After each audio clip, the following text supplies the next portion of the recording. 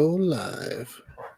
Oh, Oh, we're live. that was Sweet. simple. Okay, I'm going to put this link in here because I'm putting the link for Pathways Fellowship on here. Fantastic. Thank you. My pleasure. All right, sweet. Let's see here. And does it say we're live? Yes, it does. I don't know if anybody's watching or not, but I'm excited because I get to finally talk to you again. Last time we've talked, other than normal conversation, was what PAX U, and it was very brief. Yeah, So, everything at PAX U was super brief. That was a really busy weekend. So if anybody's watching right now, or if you're watching later, I'm Chris from the Charity Board Gamer, and I have the amazing AnnaMaria Jackson Phelps with me. So I think that's me. Yay! That is you.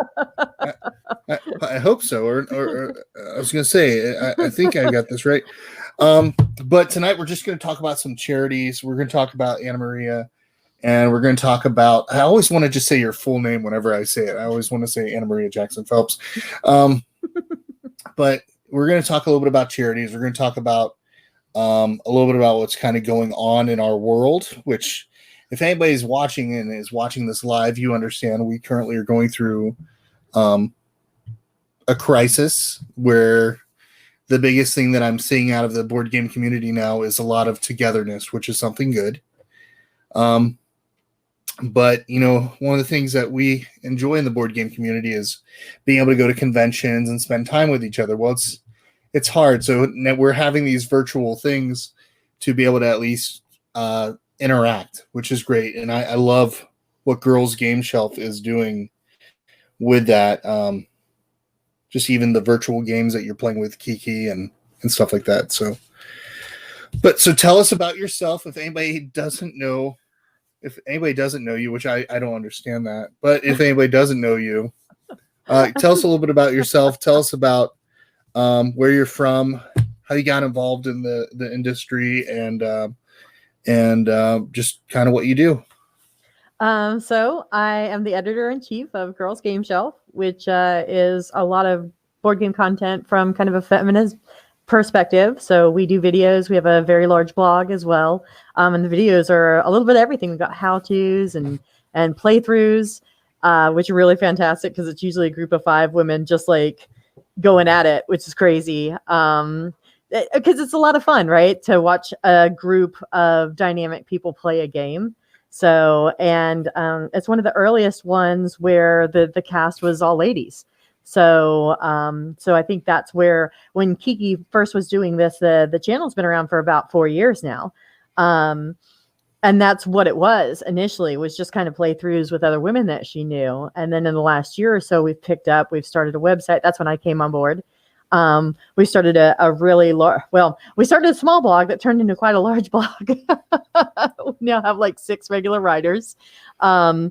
We've got different women that do things on the channel for us as well. We have a thriving Facebook community through which we do live streams. We're just out there kind of kicking it for the community because we're really at the end of the day, the idea is to bring everybody together. We all love this hobby, and to create an inclusive space for everybody who wants to play games in good faith.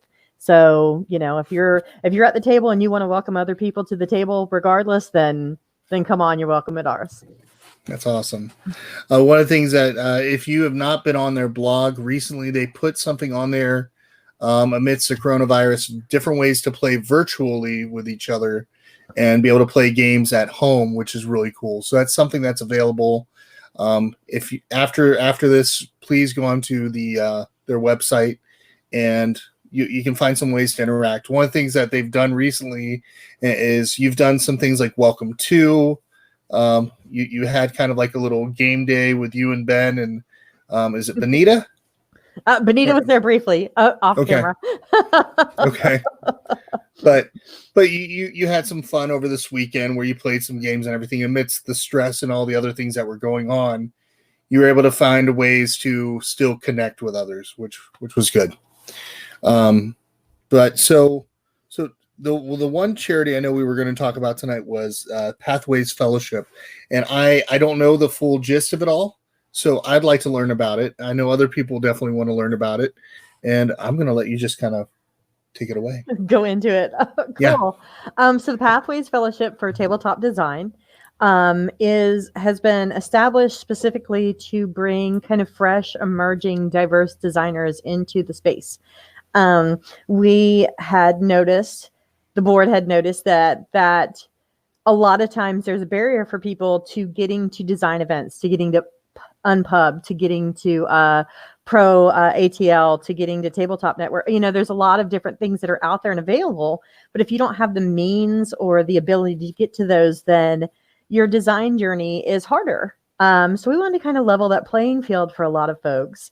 So the idea of the fellowship is to mentor folks that are newer to the space, to mentor folks that have different backgrounds, to introduce us as a community to different stories and perspectives in our games. And so we launched, I think it was the 15th of last month, and we're fully funded in less than 10 days.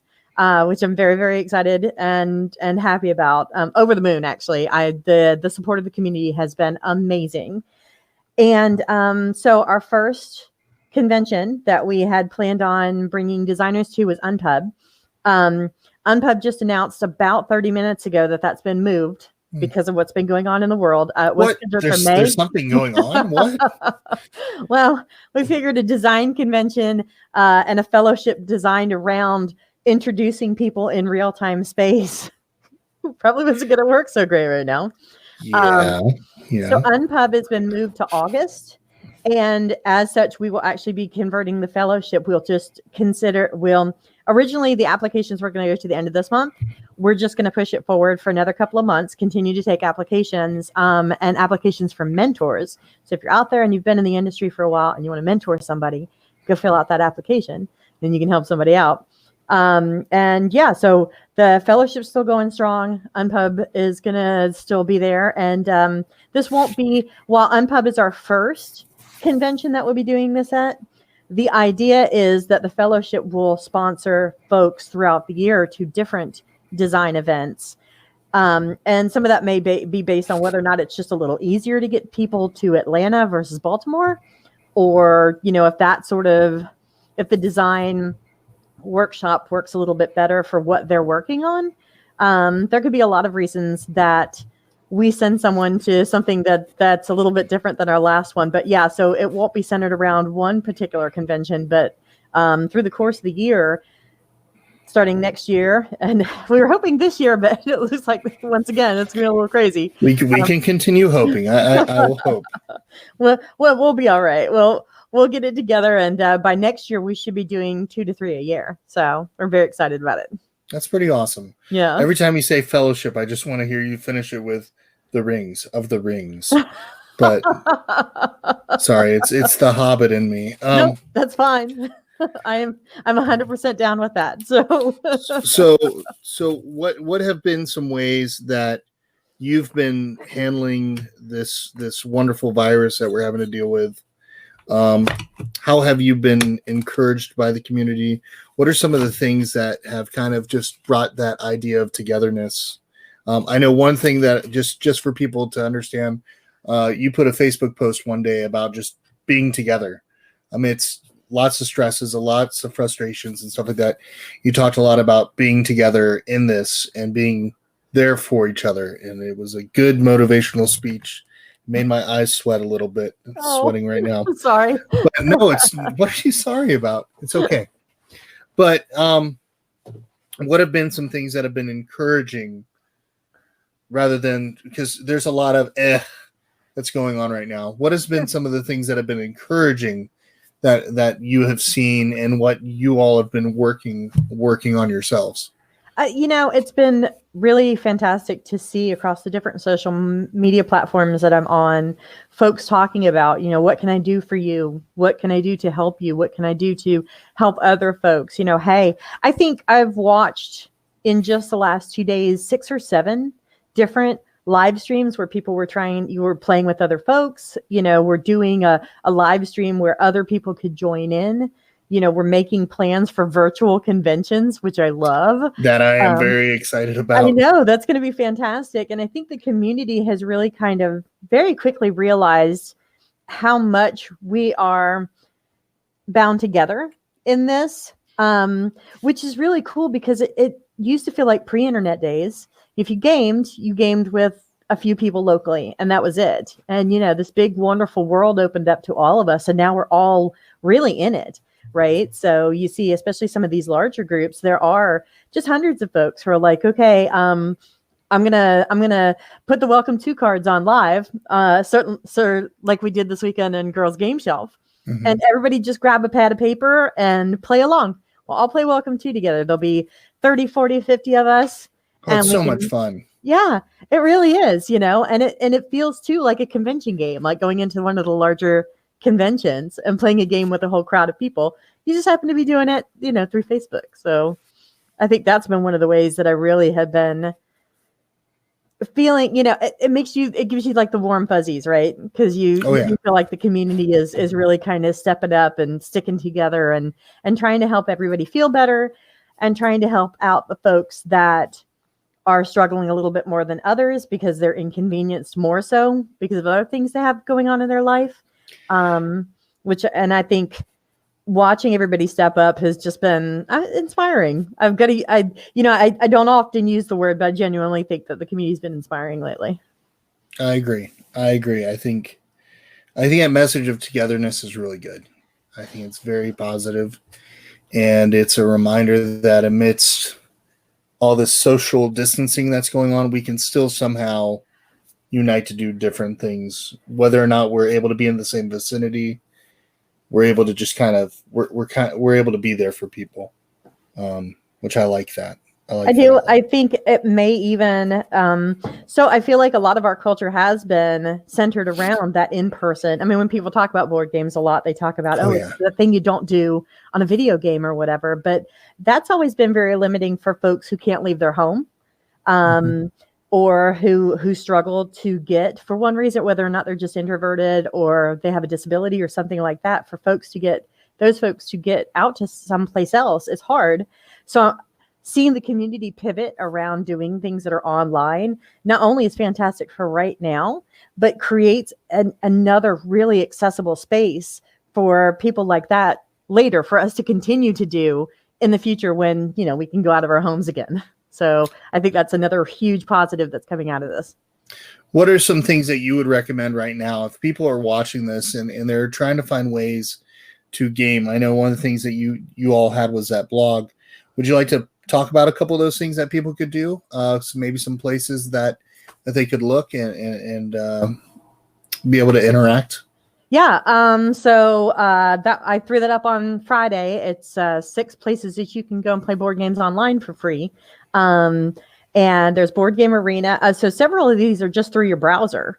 You create an account really quickly. You can go find your friends because they can create an account and you can either share links or hook up as friends. And then a number of them host what you would consider a regular board game. And you just pop into a seat and you get to play with your friend, or you can play with other people around the world that you've never even met before, which is pretty fun and fantastic. The websites are great. So there's Board Game Arena, there's Yucata, there's a couple more in the article. Happy Meeple is another one I really like. Happy Meeple's all 2-player games. So if you really feel like it's time, for you to the head-to-head challenge with somebody, you can. That's me and my wife. No. Absolutely. But I also included like Tabletopia, which has, I think 800 something games right now. Now, some of those are premium, but there are a lot of free ones. And these are ones that you will absolutely, Chai is on there. Wingspan is on there. Yeah. Oh gosh, Kiki and I had a killer smackdown of Chai last weekend. What? So yeah. Okay. We didn't know that you could play T-game cutthroat, but it turns out you can. So. The Kazmaiers are just amazing people. So that's really sweet. Cool. Yeah. That's really cool. Yeah. I interviewed Connie for the blog probably 3 months ago. So really? Yeah. Nice.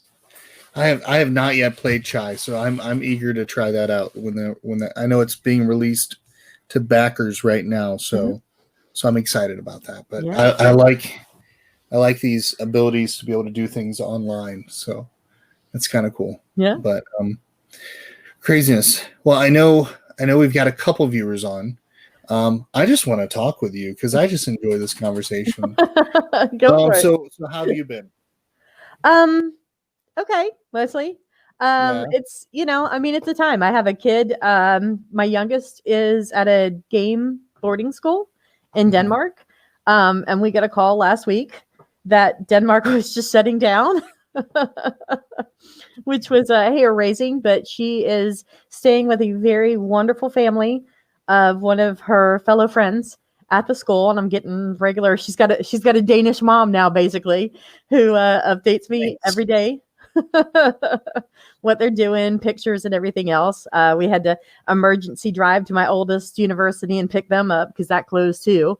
Um, yeah, and just kind of also pivoting, just the things that you're doing. My partner is working from home, so this is the first time we've shared my office space, and I call it my office space loosely, but it's been my office space now for as long as we've lived in this house, and now it's like, oh, you need to be over there taking a meeting, huh? Well, I need to too. So Oh, Ben. it's I have to meet him. He sounds like he's a pretty cool guy. well, I mean, I think so. So Well, I would hope so. I mean, yeah, he's my best friend. Look, if you want to have the best life, marry your best friend. So I did. like, I yeah. did. I'm very 17 years now. So Wow. That's fantastic. Congratulations. thank you. Thank Yeah. you. It's craziness.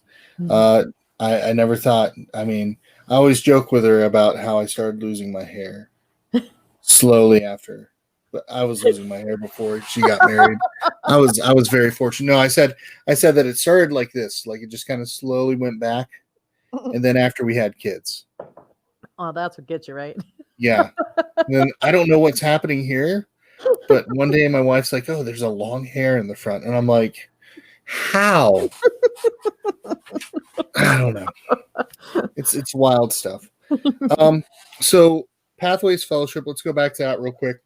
What is something that we can do to help support it? What are ways that we can help, whether it be financially or other ways of supporting it?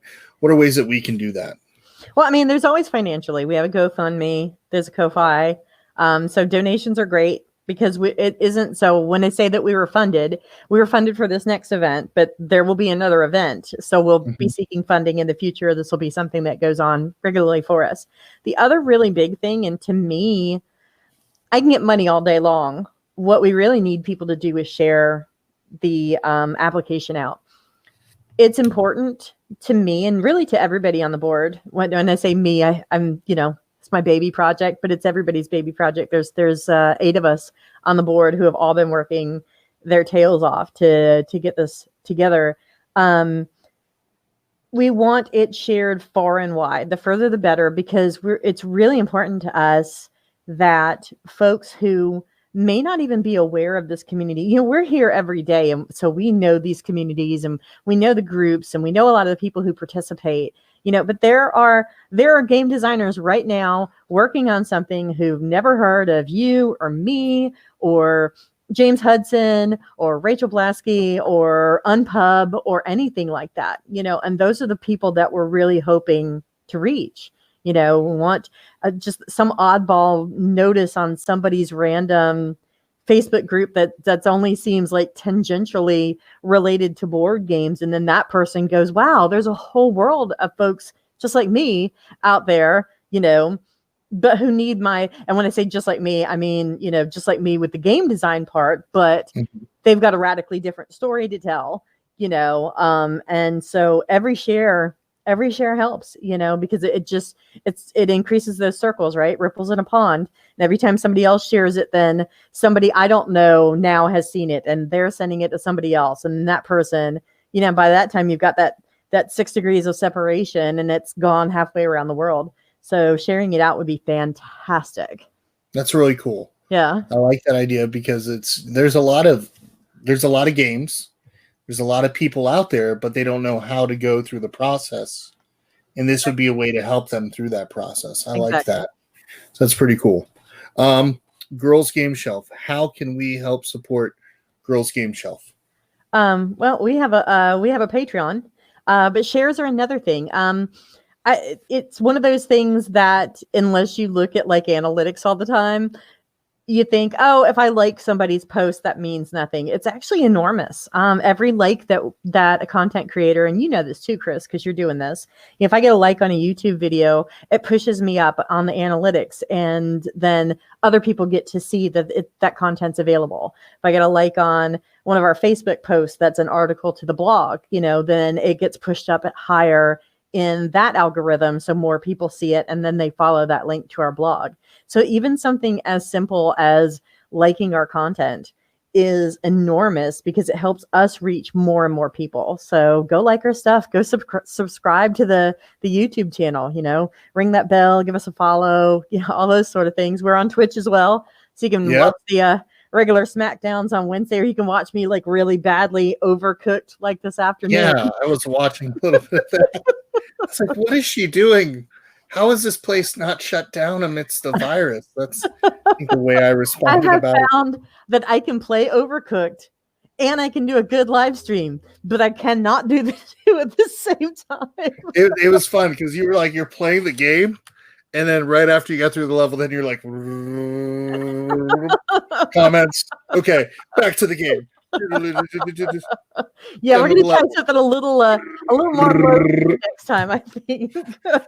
It's hard. It's hard to do the Twitch stream because when you're like, when I'm playing a game, I'm playing the game, and I'm like, I have to put, seriously, the last couple times I did it, I put my phone right nearby. Yeah.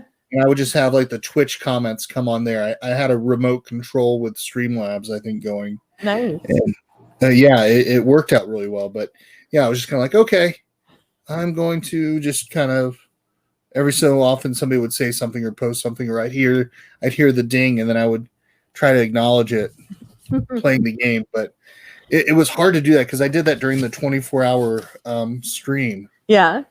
And I'm just like, okay. It's like 4:00 in the morning. By one point, I'm just like, thanks for donating. I'm gonna play this next piece. There's 2 times. Have you ever done a 24-hour stream yet? I have not done a 24-hour one yet. Okay, no. I want to see Girls Game Shelf do a 24-hour stream. I want to come to that too if it's nearby. Yeah, it might. Look, considering how long this may last, we might do it in a couple of weeks just because. I would love it. But yeah, it's crazy. I noticed that when you do it, there's like 2 periods of time that you really feel it. One's like around 7 in the morning, one's around 4 in the afternoon. Doesn't matter what time you start it, it's those 2 times. Yeah. And it's killer. We played Fury of Dracula around 4:00 in the afternoon, and I was done with Fury of Dracula by the time it started. So I'd never played it before, but it's going to be hard to want to play that one again. But I will. It was the way it was being taught. I've never played it before. Somebody else was teaching it, and I was just kind of like, okay, let's just get on with this game. But, what's one of the favorite games you've been playing lately? I know you have this beautiful display of games. I think that you were starting to do previews and stuff for right now. Yeah. Well, I've gotten several preview games, and this is kind of, it's unfortunately because of the craziness that's in the world right now, a lot of that's been delayed. I was really looking forward, in particular, Post Curious's Emerald Flame is coming out hopefully sometime this summer, or at least it'll be on Kickstarter, is the follow-up to her first large immersive puzzle experience, Tale of Ord. And it is still by far the best puzzle game I've ever played. It was amazing. It took 4 of us. So it's a large scale puzzle game as well. So imagine if an unlock had multiple stages and days, almost like a legacy game, like a pandemic game. Only so you've got I think the original idea with Tale of Ord is it would be mailed to you monthly for like 5 months. So yeah. And each packet took 2 to 3 hours to complete. And, and the group that I was playing with, the No Slouch either, there's a couple of attorneys. There's Ben, who's like a cyber hacker, crazy person. And then there's me pulling the team down. But we're still just like, I don't believe you pulling a team scratching heads, and every once in a while I'll have like one brilliant thing, and then the rest of the day I'm like, I did that one thing. You remember that one time I did that one thing? That was me. Oh yeah, that was great. Good job that one time. Why don't you try to do that again, and don't do that other thing, or that all of those things. Right. Yeah. So I'm looking forward to getting the group together for that again, but unfortunately, she's had to push the campaign back, and I can't get the group together right now. We have been playing an enormous amount of Wavelength in groups, and I've seen it. Is that Warsh, or who's the one behind might be? It's the one that has the dial. I think so. Yeah. I love it and I loathe it at the same time. And I think the best games are like that. If you're still talking about the game days later, it's a good game. It's like a book, right? If you're still thinking about it and you're still wondering, and it's not a complicated game, it's a party game. But for those who are watching who don't know, the whole premise is there's a dial, right? It's a little dial. One person looks to see where the arrow points, and then they're going to have words. And basically what you're trying to get your team to guess is where the dial is pointed based on what your clue is. So if I've got 2 words or 2 things, and it is round and sharp, and I say porcupine, your guess is probably that it's closer to to sharp than it is to round. But the other team gets to guess whether or not it's further to the left or right. I'm not giving it any justice by explaining it. You have to play the game. We did a panel with this at Dice Tower West and actually started an audience argument that lasted 10 minutes over one of the clues. An argument? Okay, so let me ask you something. Okay. Eggs Benedict, more a sandwich or less a sandwich? Is this that open face thing? Yes. Gosh. But see, you're not putting the bread together. You're not putting the bread together. But you could. And there are millions and millions of folks in Scandinavia that eat their sandwiches just on one piece of bread. So are you saying that what they do is not a sandwich? Great. Now I'm losing viewers and stuff. I would say, I'm guessing. See, I consider roast beef open face sandwich. Yeah. I consider turkey open face sandwich. I guess you could consider it a sandwich if it's open face. Yeah. Yeah. Well, there was a lot of people feel very strongly about sandwiches. So there was a lot of debate over that one. And when it turned out the dial, the person who gave the clue had rated that closer to a sandwich than not a sandwich. There was mild rioting. Oh my gosh. I don't know if I can have that at my game night. It was super funny. Like that, it went on from there to whether or not a taco or a pita is a sandwich or a hot dog is a sandwich. It was great. A taco is a taco. But a taco is also a sandwich. Think about it, right? My brain is just melting right now. Make sure when you label the stream, it's like taco is a sandwich. Let me write this down. Taco is not a sandwich. It is a taco. I'm just putting that in there for everybody to read. We'll see how people respond. If anybody's watching this later, let us know. Is taco a sandwich or is it not a sandwich? We know the true answer. It's not. But we're confident. No, it is. Oh, well, AnnaMaria, I love having you on here. Yeah, no, this has been great. Yeah, I mean, we could probably talk the whole rest of the night. But I know people don't want to hear my voice that much. I'm pretty sure that's why they tune in. Well, thank you for those who do. I thought they tuned in for you. So have you played this one yet? This one I just started playing and I love it. What is it? I have not. Wow, look at that box. It is ridiculously so much fun. Yeah. Yeah, I taught this at my local store Saturday. They hadn't closed it yet. Hopefully they don't have it closed this weekend, but West Virginia just got their first case. So, we got to push that curve down. So, I know. And enjoy, make a teaching video for it. And then that you is can true. I could, I've got videos I've got to edit right now. I just got done with, what was it? Sea Shanties, Funkoverse. I don't remember the other one. Volcanic Isle. Love that game. Have you played that one? I have not. That's Arcane Wonders. It's not really out there, and I don't understand why. Because it's a good game. I think it's just it didn't get enough exposure when it first came out, and I saw it at PAX Unplugged. Was it Robert Geislinger sent it home with us and said, "Here," and I'm like, I wasn't expecting anything when I went to the con, and he's like, "Here," and I'm like, "Oh, okay." It's like, Here, you deserve a chance too, just like I was given one. So it was really nice. Nice. But no, the whole idea is you've got this beautiful island and it's got volcanoes on it, and you're building up villages and moai, and you're creating more settlers, and every time you raise up a moai, the volcano erupts, and these volcanoes erupt, and when they erupt, all the lava starts coming down the volcano and it destroys stuff. And then also when you raise a moai, this fissure creates a crack between the island. And if so many of them are created, part of the island breaks off. So I played a game with the wife, love her to death, and I split it right down the middle with me on one side and her on the other side. Luckily, she read the rules a lot better than I did. And it says that whichever side has the most volcanoes survives. Yeah. So I went all into the water. Oh no. And all my players drowned. So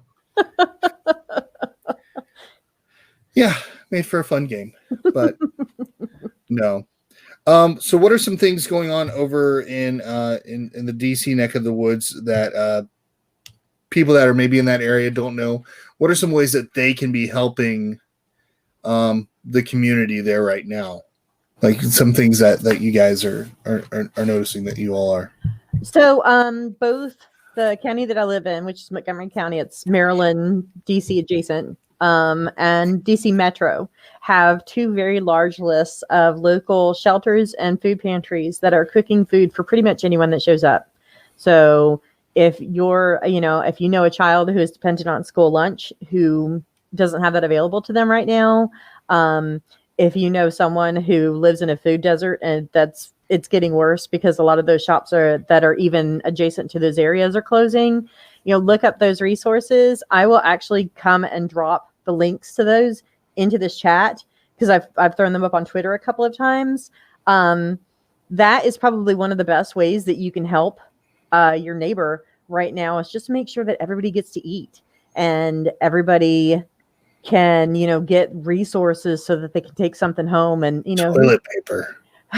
There is toilet paper, they're estimating right now in our area 8 weeks.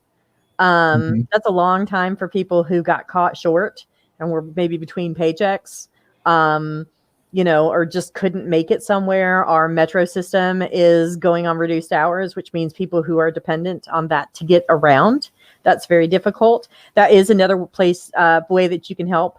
A lot of the food pantries actually will take metro cards and bus cards. So if you want to drop off a bus card or 2 or 3, that will ensure that somebody who has gone to pick up groceries can make it back to their house safely. That's awesome.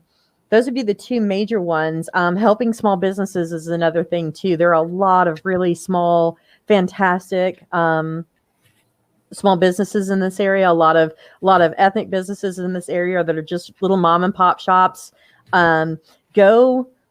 Don't go in and shake hands, but go and get a gift certificate. Get takeout if they're still open. Some are still getting doing food delivery services, but you're going to want to have tacos in 8 weeks when we finally all get out. So get a $50 gift certificate. Tacos or tacos. You heard I'm it. You want to telling get tacos. the taco sandwich that you want to have in a couple of months, get a gift certificate for that. My friendly local game store, Labyrinth, is doing curbside pickup. So if you want a game, they'll actually bring it to your car, white glove for you. Or you can buy a gift certificate from her to help her keep. Kathleen's going to pay her employees no matter what, even though she has had to close the store. So That's awesome. folks like that are going to need your help. The small businesses, those are families, right? So they are trying to stick together as best they can, but it's going to be hard for a lot of people. So, reach out, check your neighbors, use Nextdoor or whatever you do to keep up with stuff in the neighborhood, and just ask, because nobody wants to be sitting in their home and not realize that person 2 doors down needed help. Right. So just check in, leave a note on their door and say, hey, I'm going to the grocery store tomorrow. Do you want me to get you anything and leave it on the front porch for you? It's not hard to help. Just reach out, because a lot of times people won't say they need it. But if you say, hey, I'm here to give it, then you may find out that there's a need there. So, yeah. Very cool. Well, I think we're going to go ahead and wrap it up, because I know if I kept talking, I think we would talk till about midnight. Probably. Because I enjoy, there's one thing that I want to tell you about AnnaMaria Jackson Phelps. She is one of the most welcoming members in the board game community. If you ever get a chance to just meet her, you'll understand. And if you've seen anything from just this video alone, you understand that she is very open. She's very welcoming to just all different people. I don't even know how, but I got invited to the Girls Game Shelf community. I felt very special. So it's nice to have that feeling of belonging. And I think that's one of the biggest things, is as we're talking about dealing with these crises and the virus and everything, I call it the umbrage virus. It's social distancing. Umbrage did the same thing. But it's just that, it's something nice when you meet people like AnnaMaria, who just are so friendly, who are very much about being together and making sure that you feel included. So thank you for coming on. I really appreciate this. Thank you for asking me. I feel the same. If we sat here for the next 3 hours, none of us would get our editing done for this evening. But I don't think I'm going to get any editing done. We're in the middle of a game of Charterstone. So I was like, all right, kids, Beth, keep playing for me. I want to open this building. Open this building for me, please. So hopefully I opened, or no, I think it was a crate. I think I was trying to open a crate. Have you played it yet? Yeah, we played the whole thing. It's so much fun. We got a copy recently to look at, and so we're just kind of doing it as a family. We're playing it. Elijah's just like, he's going straight hardcore into resources. Abigail and Daniel, they're going after grain. I don't understand that. I'm going over after a building and after the Zeppelin and the Charterstone, and Beth is just dominating. And then Abigail now is going for reputation. Last time we were playing, so it's interesting. This is game one. We're just in game one. We play nice, but there's a cutthroatness that comes to us when it comes to victory points. So we're gonna find out how it works. It'll get worse before it gets better, dude. I'm gonna tell you that right now. So no spoilers, but yeah. Yeah. I figured. But thank you very much for coming on. If you are interested in supporting any of these things, Pathways Fellowship, is MCCHS, is that right? Yes. Okay. The MCCHS, which is helping out with the DC area of Montgomery County. Or if you want to help out with Girls Game Shelf, there's going to be links. We're going to go ahead. I know AnnaMaria said she's going to put some links down below afterwards. Also, I'm going to have this on the Charity Board Gamer website, and I'll make sure I copy those links over as well. Awesome. But please go ahead. Remember, sharing. If you can't afford to do something like supporting financially, sharing and letting other people know about it makes a big difference. And remember that if we can gather at the table to do something good, we can do the same outside of the table. So we can do that. We can do that for each other. But thank you very much. Thank you. This was great. All right. Bye.